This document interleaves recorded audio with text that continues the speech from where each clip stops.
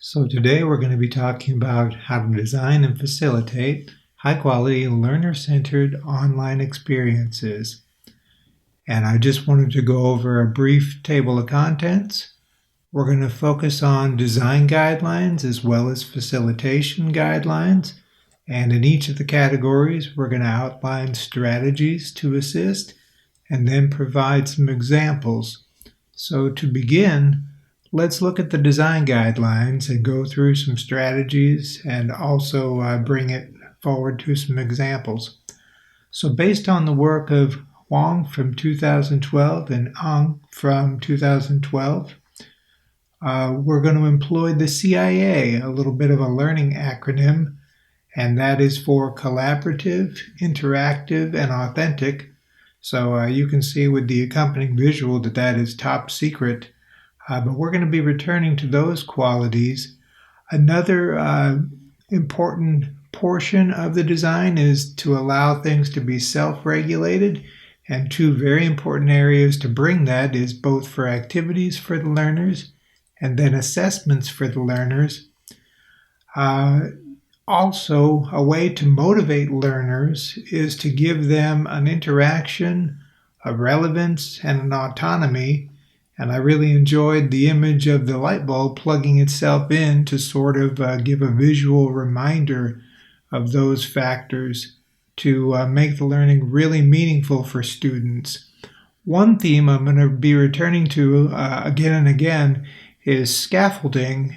This is a little bit of an extra, and I just wanted to emphasize how important it is to include scaffolding both in the design, and in a little bit we're going to cover it relating to facilitation. So with that preview, let's move to the facilitation guideline and also talk about some strategies and examples.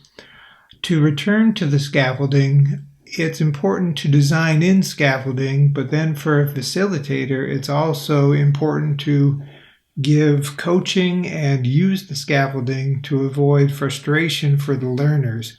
So that's a little bit of a boundary where autonomy and facilitation crosses. So let's look at some characteristics of talented facilitators. The first is that they would go through positive relationships and create a learning-rich environment. They're willing to adapt, to encourage and support the learners. And good facilitators can focus on the individual as well as the group. So if we look at these men and women climbing this rock, we want to first and foremost remember that learners are human beings and they're going to require support. So personal support, social support, and emotional support. Another visual to let the point be brought home, or you could think of a snail trying to overcome this gap between the two rocks. And if there are gaps in technology competency, it's very important for the facilitator to assist with that so that technology fades in the background and doesn't become an impediment to the learning. I wanted to leave off with a few examples relating to the computer coding space. It's a space that I operate in frequently. So the first thing I wanted to say is using YouTube proves to be invaluable. These little short videos, the micro learnings that can introduce topics, can really help learners to embrace new technology and cut through some of the fear. So the previous one was Code With Me, which is pair programming, and this is GitHub, which is a repository where people can collaborate and share code, and often provides tools so learners don't have to do everything on their own.